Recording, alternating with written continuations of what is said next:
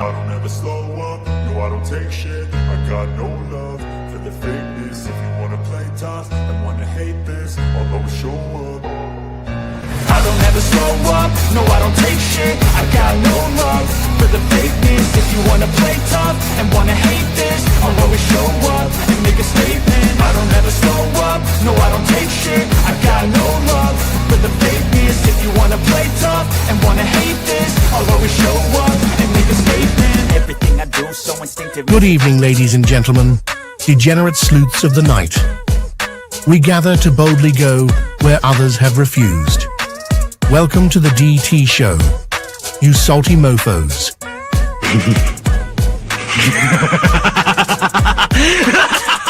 A man accused of killing 4 college students is behind bars, and he has ties to northeastern and central Pennsylvania. State police say 28-year-old Bryan Kohberger was arrested this morning in a home in Chestnut Hill Township. I can't find any case law that would support that idea. That somehow a warrant would be needed for DNA left at a crime scene. We are expected to learn more about the allegations against the girlfriend of a Boston police officer who was found unresponsive in the snow Saturday morning. I-Team sources say Karen Reed was in a relationship with John O'Keefe. She's facing charges including motor vehicle homicide and manslaughter. So, the Commonwealth just provided the court with information that causes me grave concern. The implications of that information may have profound effects on this defense and defense counsel.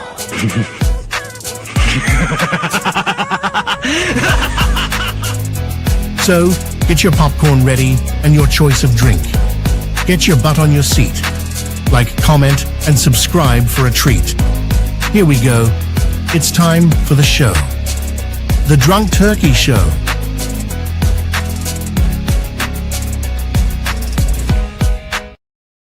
What's up, everybody? Welcome back to the DT show.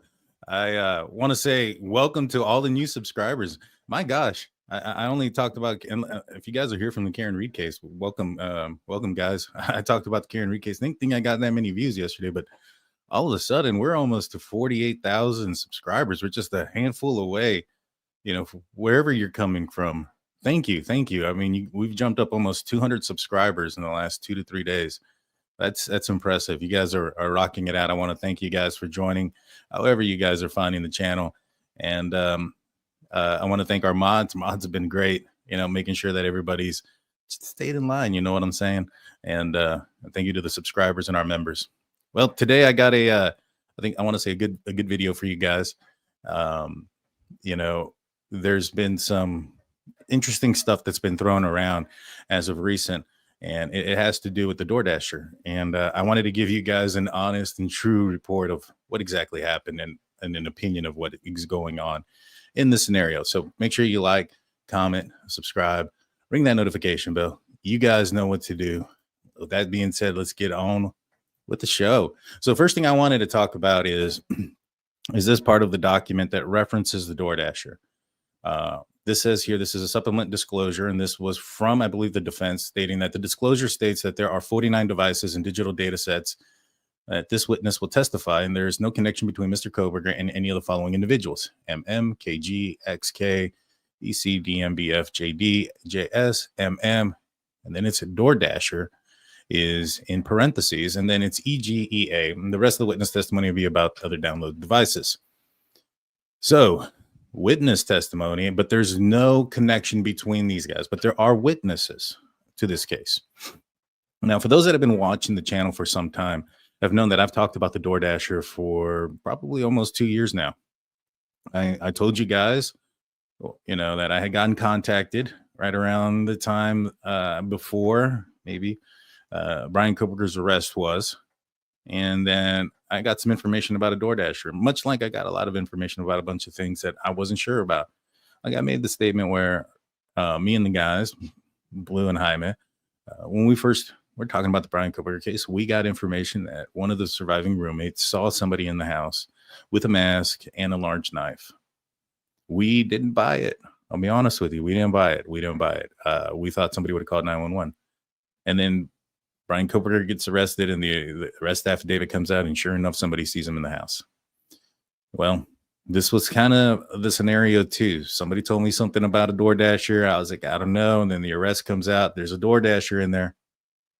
And then this person makes contact with me again, tells me a lot of information about herself, you know, her phone number, address, things of that nature, stuff that you wouldn't expect somebody to say about themselves if they were lying. But I don't know. But she was not the DoorDasher herself. She was a close person to the DoorDasher. And today I'll read what she said about what the DoorDasher had seen. She did describe the DoorDasher to me, and it appears to be accurate. So we'll talk about that, guys. That has been something that I've been talking about for a while. I don't break things until things are broken. You know what I'm saying? So, but real quick, Arizona Gauss comes up with $4.99 saying, hello, everyone. Sending love from sunny Tucson, Arizona. Thank you for your coverage on this important case. May justice be served. Thank you so much. I appreciate that. TCF has been a member for 4 months. And we have Warning Label Nina as a member for 7 months. How's it going? How's it going? Thank you, guys. Welcome.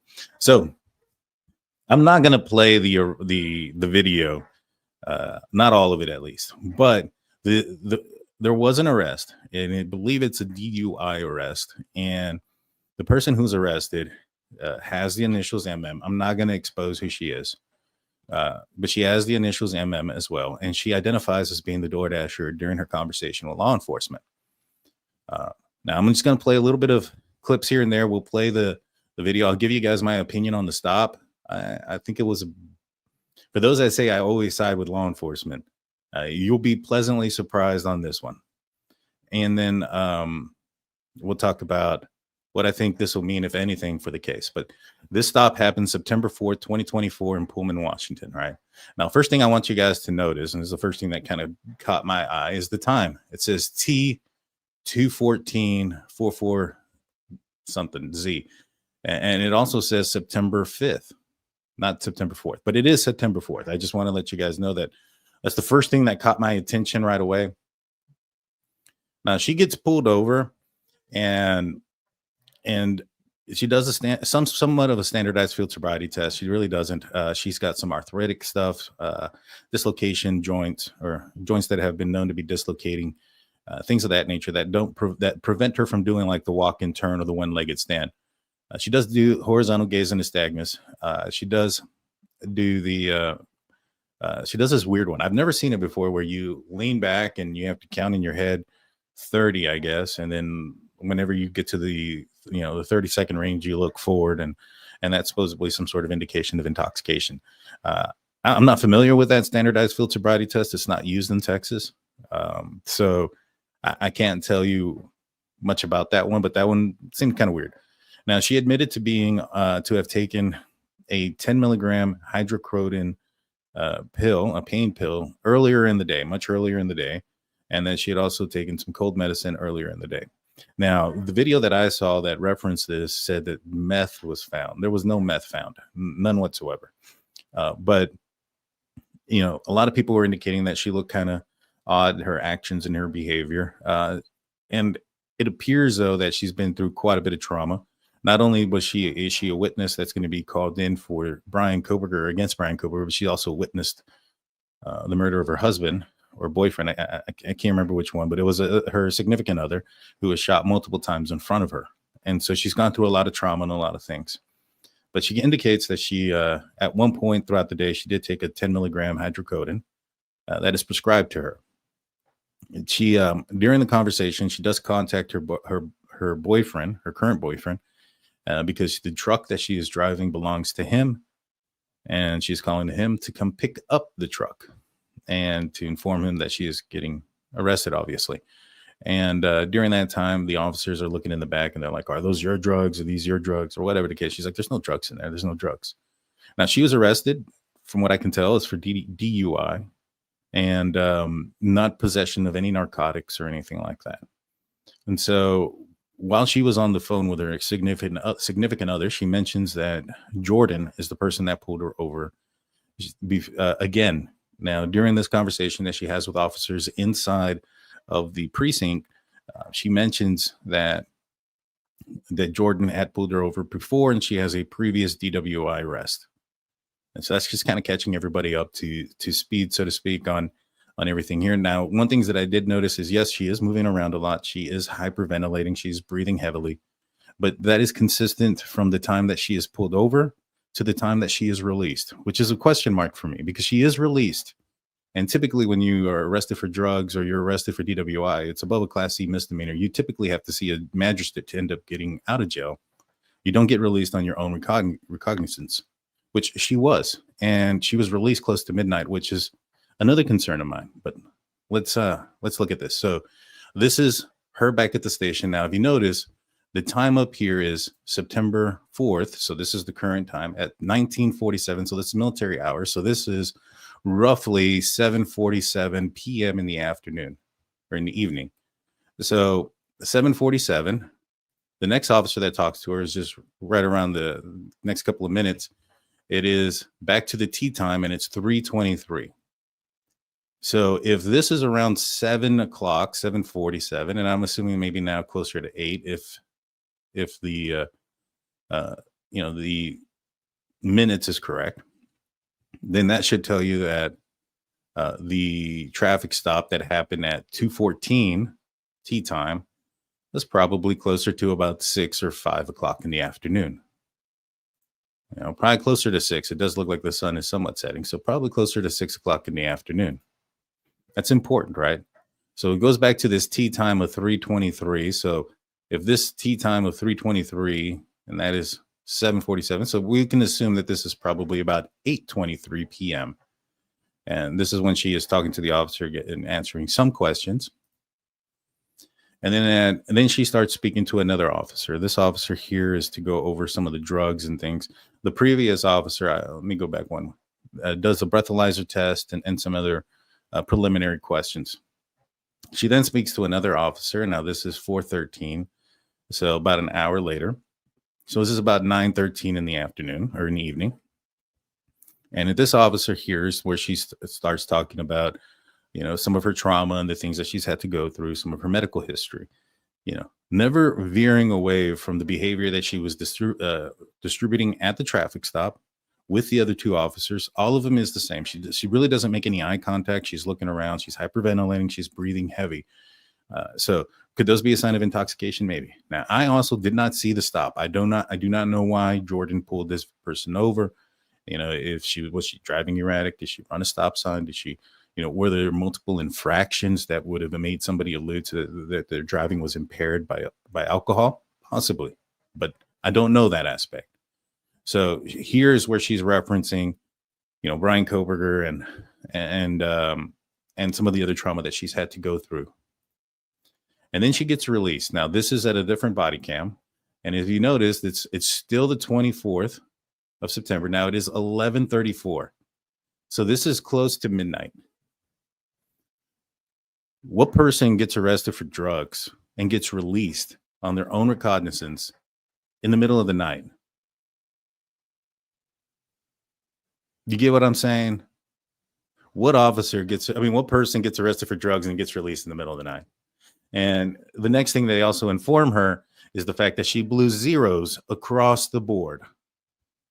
Now, her demeanor and her behavior, again, look, I ain't going to show her or her face. I'm not going to dox her. She's not looking at the officer. This is now 6-7 hours later. She's in jail. She's in custody. There's no way. I mean, she's been searched. They have video of her being searched and stuff. She's not still under the influence of anything.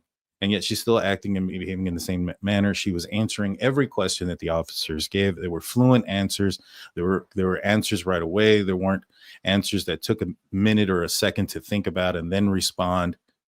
To me, I think she's gone through a lot, just hyperventilating. She went through an arrest before, so she's probably freaking out because she had a DWI arrest already. This is a second one.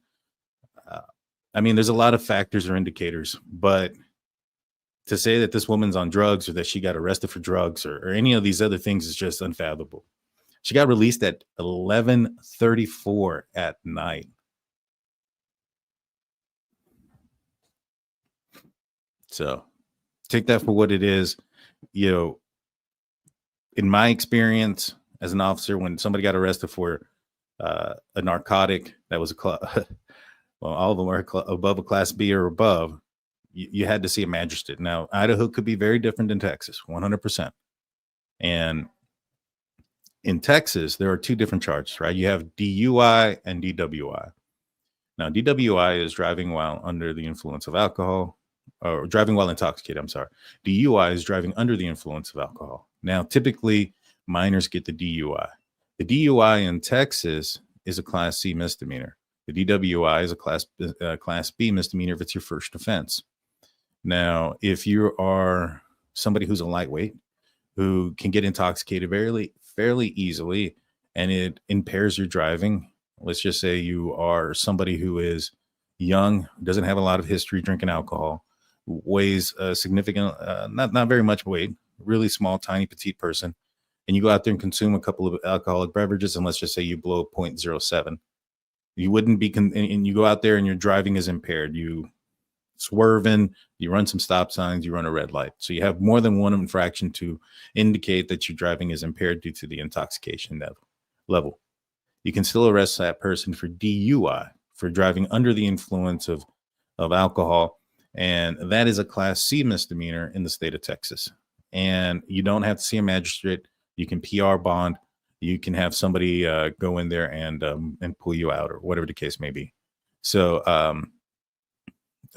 I think because she blew zeros, they didn't do any blood test on her. The medication probably was prescribed to her, because had it not been prescribed, she would have then been arrested and charged for possession of a controlled substance, which is not a Class C misdemeanor, which is something that you would have to go and see a judge for.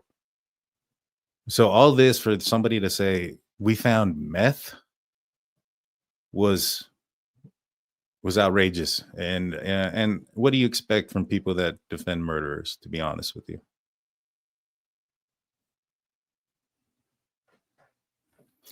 So her demeanor and attitude never changed. I don't know if she was under the influence of alcohol or if these drugs impaired her driving or not. I didn't see her driving, but the fact that they let her go so late in the afternoon probably means that they didn't have much on her. And I wouldn't be surprised if maybe she saw the officer, maybe did swerve or something, got scared. Maybe, in Texas, when you get arrested for DWI, they take your license away. If you blow and you blow over, you take your license away. So either way, you get your license taken away if it's something that you're charged for, and you have to go through a bunch of stuff. And so I don't know how it is in Idaho if you get your license taken away on your first offense right away before you've been convicted or not. But maybe that's something that could have, frightened her. Again, that's something that I think they would have charged her with, driving while license suspended or something of that nature. But no, she was not on meth. She was on 10 milligrams of hydrocodone, and which she has prescribed for her arthritis and something about her dislocated joints. Again, could she be lying about that? 100%. But if she didn't have those prescribed to her, if those were the medications that they found in her vehicle and she was not prescribed them, then they would have arrested her for possession of a controlled substance, and they didn't. So I don't know. I didn't see her driving behavior. I didn't see, why she was pulled over. So I can't comment on whether or not her driving appeared to be impaired. Her talking with officers, the trauma and stuff could have been perceived as being impaired. I 100% get that, and I 100% understand that. But the fact that they released her at close to midnight after she blew zeros, probably a big indication that they dropped the charge down to a misdemeanor C, or what would be equivalent to a Class C misdemeanor in Idaho, which she could get out on her own. Now, let's listen to what she said. When was that?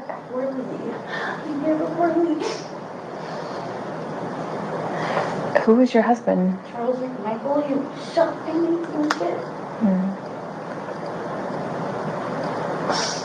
And then now I have to testify. Make murder case too, so yeah, because I'm a DoorDash driver, so yeah. you have to testify in which murder case? Murder case with the college girl. Oh. I'm a DoorDash driver, I suffer in there. Very sick.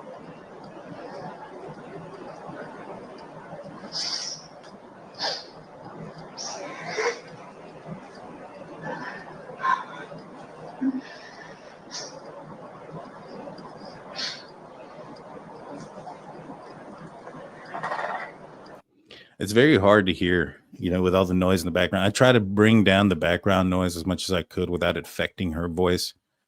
What she says is that her husband was murdered in front of her, shot 9 times, and she went through that trauma. And then now she's also testifying. And what she's testifying to is that she's the DoorDash driver in the Bryan Kohberger case. She says she saw Bryan and that he was right next to her.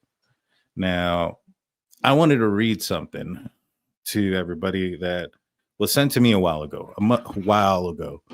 And again, I don't break things until things come out that are a little bit that I have corroborating evidence, so to speak, right?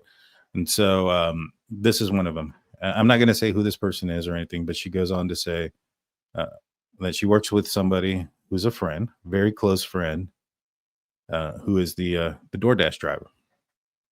She's a middle-aged woman who specifically remembers seeing the white vehicle pass by the house a number of times in a short period of time in which she was at the house. As she was walking to the house and she looked up, the driver of the car was looking at the home and her as a drive-by, and it was a male who was later identified by her friends, hold on, let me read this again. This is kind of far away. All righty. So as she was walking to help all to leave, the white car once again was passing the house, and she looked up and the driver of the car was looking at the home and her as a drive-by, and it was a male who was later identified by her as a friends over her. When he seen the car pass by, that honestly, that kind of is confusing to me, but when he seen the car pass by the house into the direction, he was looking into the direction of the house, and she noticed at the same time the light on the second floor of the home was on, and the female was in a window watching the car drive by as well. There you go. I missed a sentence. Sorry about that, guys. It's a small print. All righty. So let me reread this. A girl was very close friends with the DoorDasher. She's a middle-aged woman who specifically remembers seeing a white vehicle pass by the house a number of times in a short period of time in which she was at the house. She was walking to help me at all to leave. See, that one's kind of confusing. I'm not sure what she's trying to say there. The white car once again was passing the house. She looked up and the driver of the car was looking at the home and her as they drive by, and it was a male who was later identified by her as friends over her. I'm not sure what she was saying, what she meant by that. When he seen the car pass by the house, cut her looking into the direction of the house, and she noticed at the same time that the light on the second floor of the home was on and a female was in the window watching the car drive by as well. After the car disappeared, she remembers the person in the second floor window turned and made eye contact with her and then walked away from the window. She drove away. I don't think anything of it until the next time. So basically what she was trying to say, and I did make contact with this person at one point, and she explained it a lot better when we were on the phone. But basically what she had said was the DoorDasher got there, had seen the light on in the second floor window where Xana was at. She could see Xana, but she didn't know who Xana was. She just could see a female. And then she saw a white car pass her and then come back around and pass her again. And when she passed her, that the person inside the car was so focused into the house and into the home that they didn't even see her out there. And that she apparently saw what the guy looked like. He wasn't wearing a mask. He wasn't doing any of those things. He was at that time looking, intensely at the house, and that there was a light on. I had often said this, and this in part was one of the reasons why I said this, but I said that to me, where Xana or where all of them live, the King Road residents, it was 122 King Road. But even if you look at like the body cam footage for the 911 calls and the loud music calls, those were for Queen Road. So it's confusing if you're not from the area, and this woman's not from the area. And I also mentioned that given the time of day in which the DoorDash driver dropped off the food, given the time of night that was, or 4 o'clock in the morning, that told me this was an older person. It was also on a Sunday morning. Typically, your younger people are out partying in those times, type of situations and time of night. So I referenced that before, but I had mentioned that because of its confusion, there must have been an indicator, a light on, something to tell the DoorDasher, this is where the house is at. And, you know, you can't pick your DoorDasher. I know a lot of people, when they saw the MM initials, they were like, oh my God, it's this guy that lives over here because he's friends on social media with somebody else. So what they did was they took the MM and they went through the victim's friends and looked for somebody that had the initials MM. And like, oh my God, we found him. You can't pick your DoorDasher. It's impossible. And so,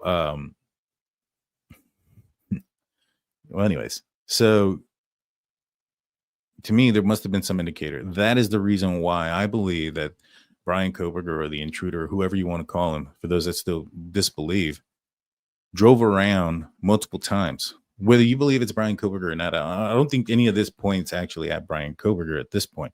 Now, maybe perhaps she is able to identify him through some sort of lineup or something of that nature. That would be great. I don't know, you know, if she has or hasn't. That would be a huge nail in the coffin if that ended up being the case. But she says here in this interview, and it kind of correlates with what I was told years ago, multiple years ago, that they came side by side, the DoorDasher and Bryan Kohberger, and she was right next to him. And she said in this interview, I saw Bryan, he was right next to me. I'll try to play it one more time so you guys can kind of hear, but it's very difficult to understand. But it starts off with her talking about her husband getting shot. When was that?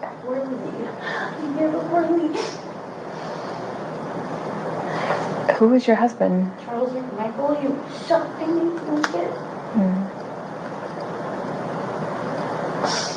And then now I have to testify. They garnered his tears, so yeah, because I'm a DoorDash driver, so yeah. you have to testify in which murder case? Murder case with the college girl. Oh. I'm a DoorDash driver, I saw Bryan there. During Easter.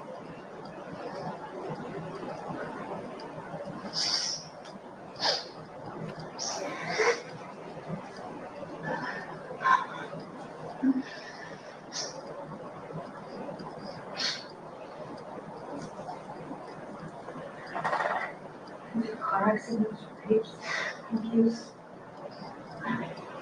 Okay. Yeah, she says, I saw Bryan. I was right next to him. And so based on what I was told years ago, where the DoorDasher friend, I'll leave the relationship out of it.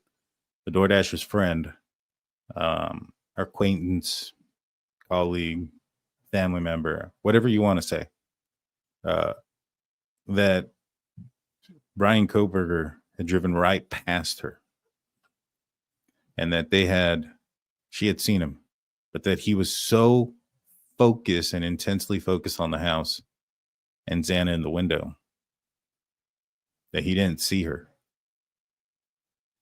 And so now some people might say, how can this affect the case? I don't think it will. Her arrest. One, I don't think that this arrest is going to stick. Now, the previous one, I don't know. I mean, it's a DWI arrest. I'm surprised that one hasn't gotten released. I'm sure somebody's going to do a freedom of information thingamajig and pull that out. But I believe that both of those arrests, because when she talks about that arrest in this entire process, when she talks about it, you know, she says that it was the same person that pulled her over, whatever the case may have been. It sounds like it's a recent arrest. So it would have been after whatever it is that she told police. So unless she changes her story, this will have no effect on what her testimony will be in court. Does that make sense? Yeah. All right, guys. Well, if you guys have any questions, I'll answer a few. This was just going to be a quick live that I just jumped on here for. Let's see. Yeah, it is pretty crazy. It's crazy. This is definitely an eyewitness. So at the end of the day, you guys know there's an eyewitness now. She saw Bryan. That's exactly what she said. Now, I know a lot of people are going to say, well, wasn't he wearing a mask or clothing or anything like that? Well, if he put on his mask and his jumpsuit and all his, his gear and then got into a car that he's been sitting in for, since for the last, I don't know how many years. He just took a road trip from Pennsylvania to Moscow when he moved there in June. It's probably covered in his DNA and hair and things like that. He probably went to a great length of cleaning his car beforehand, but it would be difficult to take his DNA out of that car. So, if he's going to go in there and do his best attempt to not leave any DNA or any of those things behind, he's probably not getting dressed until he gets out of that car. When he gets out of that car, that's when he's putting on those, that the jumpsuit, the balaclava mask, boots, booties, gloves, the whole 9 yards. And before he enters his car, he's taking all that off. So that way, that material, like those clothings and masks and stuff, never are present inside of the car, inside the driver's seat. So he may even have it in his trunk. I strongly suspect that to be the case. Wouldn't it be amazing if she caught him in the background while she took the verification pic at the drop off? That would be crazy if she did, because it did seem like they looked at their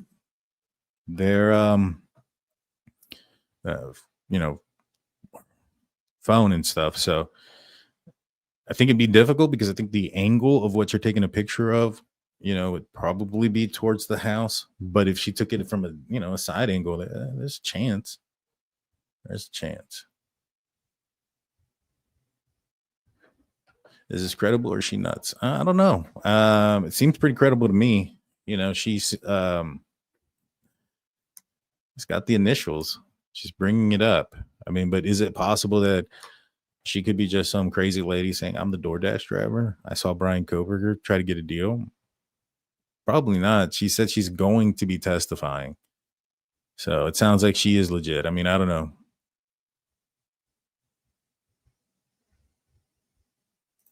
Well, what's up, Jeff? Jeff's coming in saying he was working on improving the sound this morning. Once you get it, let me know, man. I want to look at it. Did she say her husband was murdered in front of her? Shot up? Yep, she definitely did. Several times. I think she said like a few times in front of her. And I've confirmed that to be the case. Was her card pulled? I don't know if her card was pulled into the driveway. From what I understand, it sounded like he drove past her like this. So I would assume that her car was in the street. But you make an excellent point. Could it have been in I got to reach out to this person again.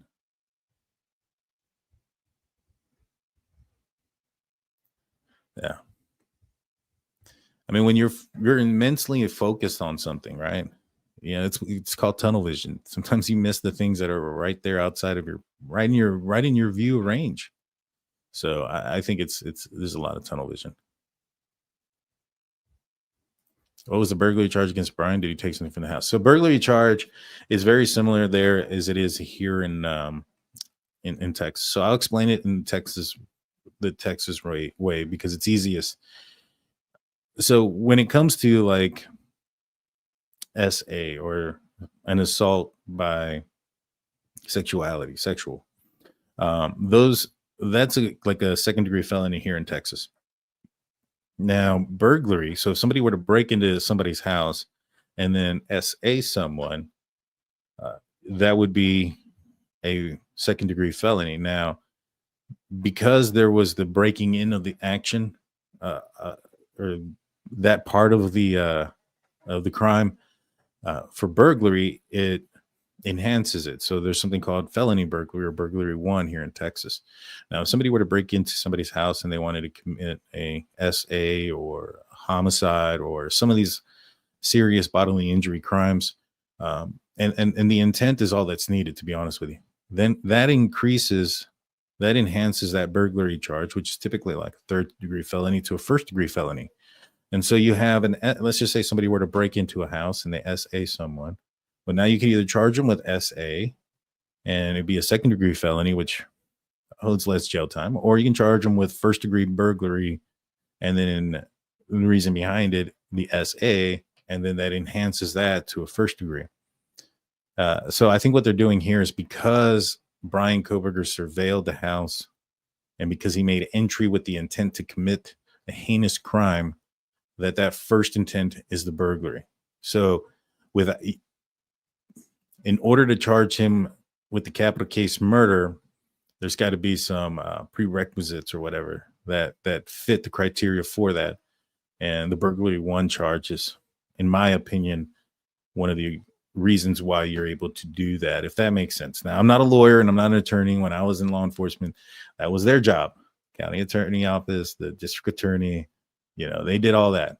All we did do is decide, what charge to put in. If the lawyer, we charged them as high as we possibly could. That's what the way we were trained. Charge as high as you possibly can, and you let the lawyers determine if it fits or if it needs to be dropped down more or whatever the case may be, or if there's an enhancement. That's the lawyer's job, not ours. But I think that's why, in my opinion. Was she riding with the DoorDash delivery? No, she was a DoorDash delivery person, according to her.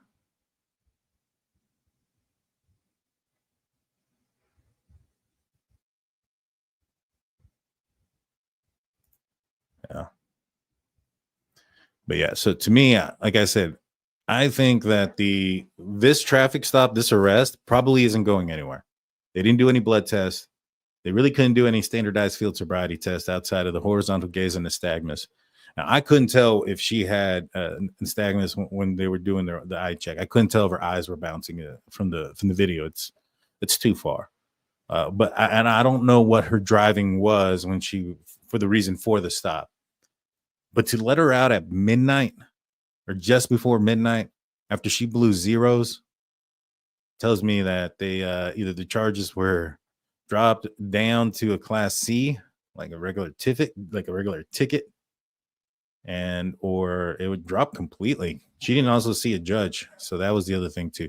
Typically, you have to see a judge to get a bond on those type of things, a magistrate. Phoenix Lee, wonder if she got an off feeling from the way he was acting and snapped the pic of the vehicle. Man, I would hope so. I mean, she did notice it because it had passed by a few times while she was there. And it creeped up real slow. But because there was a light on and because Xana was in the window, or a female in the window on the second floor, he was immensely focused in on that. That's one of the reasons why, like I said, guys, I've been saying it for a while, that I think that they had some sort of indicator on, they had a light on or something to notify the DoorDasher, this is where 1122 is. Because if not, you're going to be circling back and forth up King Road and not turn on Queen. And so I think maybe that had a lot to do with it. Why would they let this out, putting her at risk? Yeah, I agree. That's why I'm not putting any of her videos or pictures. I'm not identifying who she is. I will say that her initials are MM, just as the documents say. I'm sure it's not that hard. And I would hope nobody goes and give, views to somebody saying that this person got caught with meth, when that is far from it. Far from it. This was a DUI at best. And that was it. And they're going to go out there and ruin this lady's life solely because she saw Bryan Kohberger and she can point to him that night. It's complete bull crap.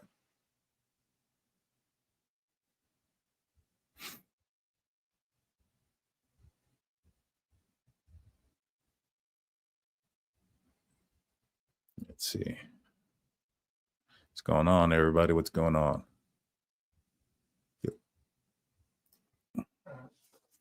Did the DoorDasher say she had a friend with her in the car, or this related information from the driver?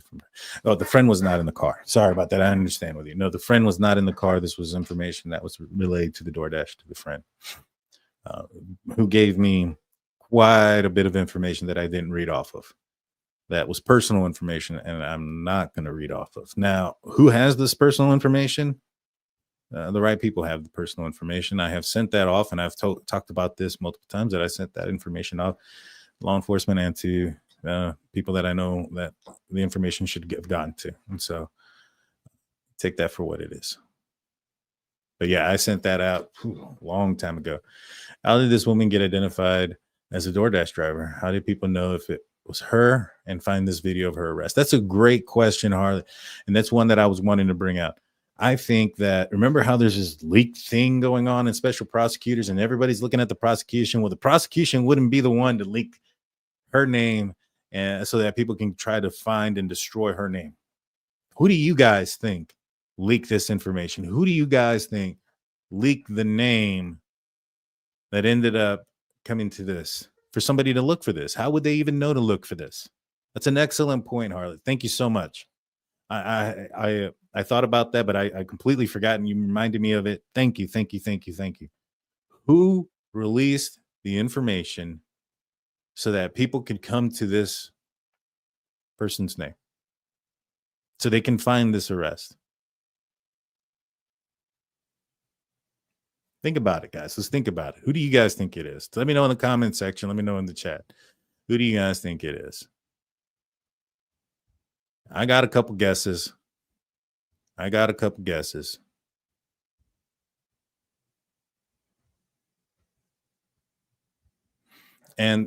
the fact that she said what she said, because somebody says, would this be allowed to say, like, is she allowed to say this is for, is she saying this to law enforcement? Law enforcement's trying to figure out, why is her behavior the manner that it is?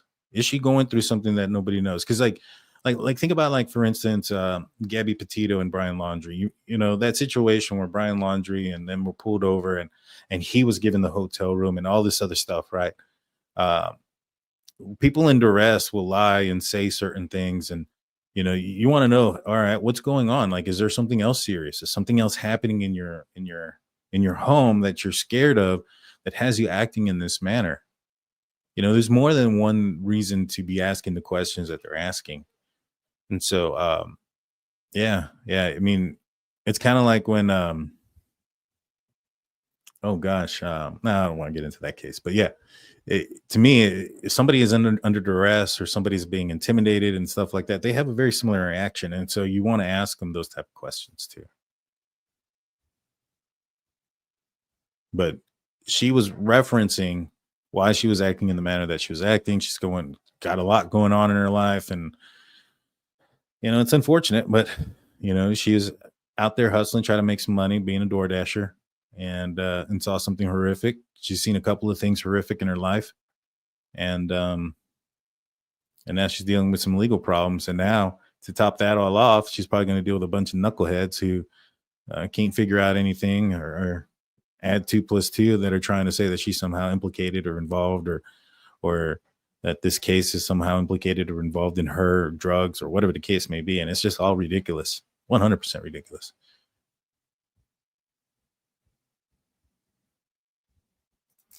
I believe this was in Washington. Tim asks, just catching up, what jurisdiction was this presumptive DoorDasher arrested in? I believe it was in Washington. I want to say Pullman, but I don't know. It said Pullman, Washington on the first image that we brought up. So I'm assuming that it is Pullman, Washington, which they wouldn't know who the DoorDasher is. Not everybody there, essentially. Now, if it was Moscow Police Department, maybe. I mean, when I was in law enforcement, there was a couple of arrests made for murder and things of that nature. I was in the same department. I didn't know anybody who was, you know what I'm saying? Like if somebody was witnessing something, I had no idea. So I don't know if these street cops would know. You know what I'm saying?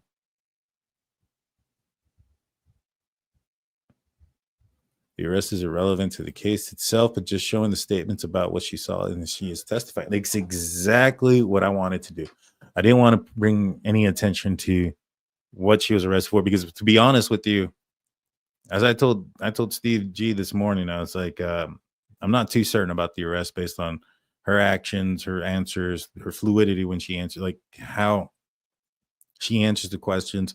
Yes, she's hyperventilating. Yes, she's acting weird, but she never changes that.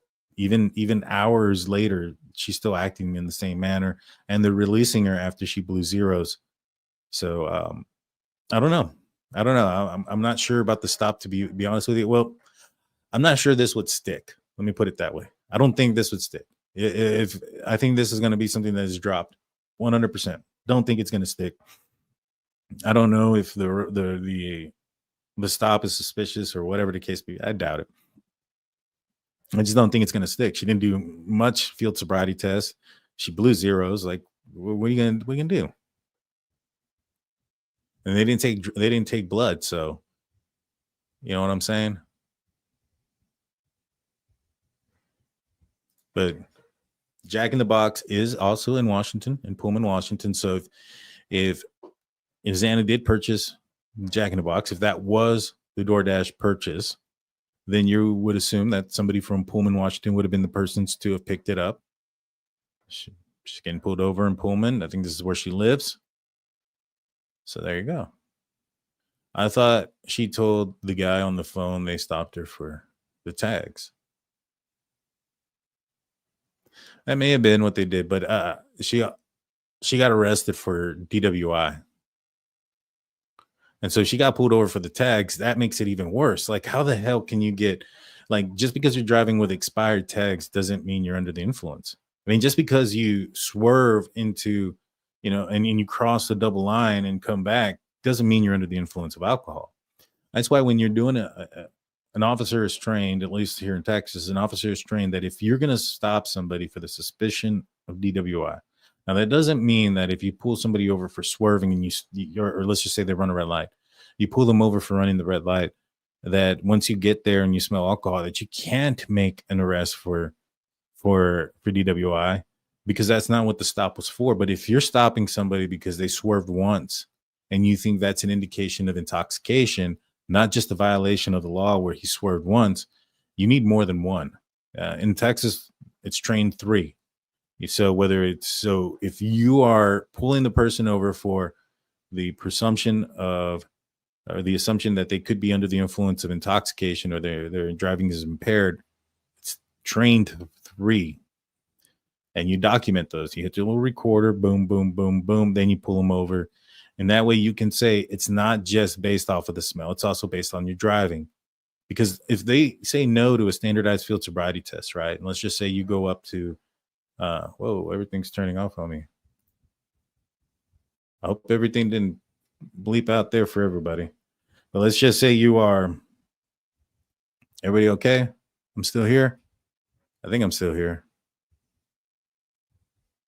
So just because you were like, so just because somebody runs a red light or a stop sign doesn't mean that they're impaired. Now, if you get there and you smell those things, that's one thing. But if you were to pull somebody over and you put in your documents that the purpose for the reason for stopping somebody was because you believe that they may have been impaired driving under the influence of an alcoholic beverage, and all you have is that they ran a stop sign and that you can smell alcohol, that's not a lot. That's not a lot.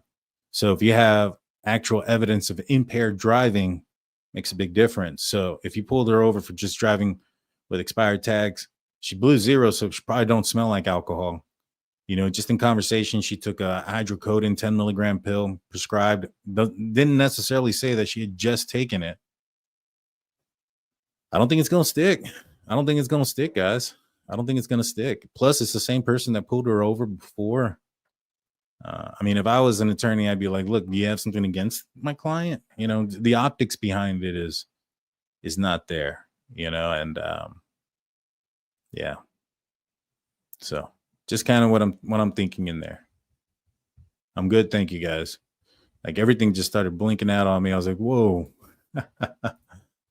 It's probably time for me to get going then. Let's see if I have any more questions. I'm still here. All right. Thank you, guys. Thank you. PTSD, more cops should be trained to recognize the symptoms. It's easy to say someone is acting erratic and then call it probable cause. I can agree with that. You know, even when I was in law enforcement, that was one of the things that was highly instilled in officers and was starting to come out was mental health. Mental health was not a, prior, right around the time that I got in, it wasn't really a thing. Like it was officers weren't trained, but right around the time that I was, leaving the department and things like that, that was when it became more prevalent and it was starting to be something. And definitely not something that is even then, I think it was like a 2-day course, you know what I'm saying? And then something that you had to do every couple of years. So it's definitely something that I would agree that more law enforcement officers need more training in. More training is always important, guys. You know, when you see issues and you see problems with officers, I don't understand this defund the police movement. It should be more like, all right, if this guy made a mistake, why is he making the mistake? Why is he doing the things that he's doing wrong? Is it something in his training? Are there more officers that are trained negatively or wrongly? Spend the money into figuring out what the problem is and how to find a better officer versus trying to take away from the officers that are doing good and doing well. And now you're putting them behind the 8 ball in much difficult position because now they don't have grants, funds, or even departments have money to fill an entire department. And so, and then you have problems when you can't do that. You have problems finding good teachers and instructors and stuff like that. So it's a double-edged sword, and I get it, but it definitely wouldn't. But yeah, no, this is definitely not police leaked. I would not agree with that. I would think that this was something that was Freedom of Information Act. Somebody pulled a FOIA request. Now, who would give up that information? That's a big question mark. All righty, guys. Well, I want to say thank you to everybody. I want to make sure I didn't miss anything here. I got family from Morning Label Nina, and then I got artwork. Sorry if I missed this, buddy. He says, the evil perpetrated by BK rippled out and impacted so many innocent lives. Yeah. This case and so many others, man. It's insane how many cases actually that you see such evilness. That's definitely what it is. All righty, guys. I'll see you guys tomorrow. Tomorrow night, I'm gonna do a show. It's gonna be on the Karen Reed case. You know, I've gotten a lot of people tell me that they know this and know that about the case. So tomorrow, about 7:30 p.m. Central Time, 8:30 Eastern, I'll be doing a show. I'll be inviting people. Anybody who wants to join, it will be a 2-minute drill, so to speak. Come on up and let's have a conversation on why you think Karen Reed is innocent.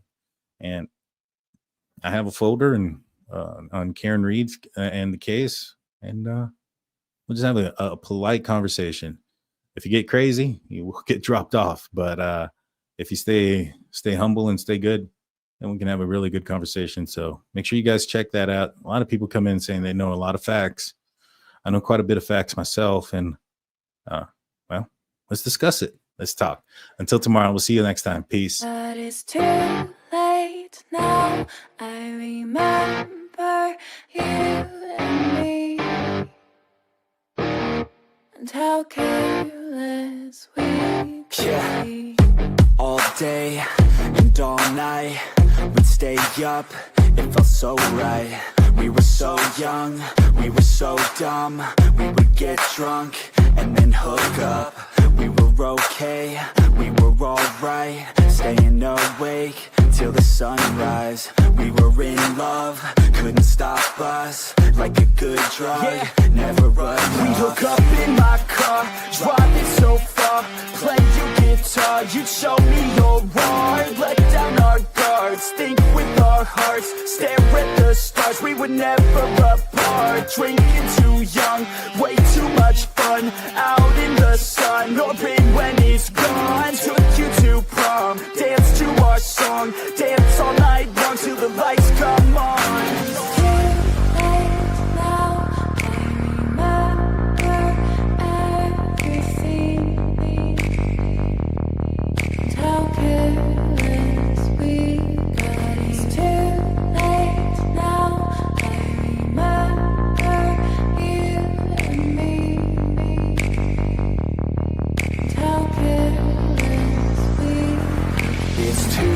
Late now, I remember everything,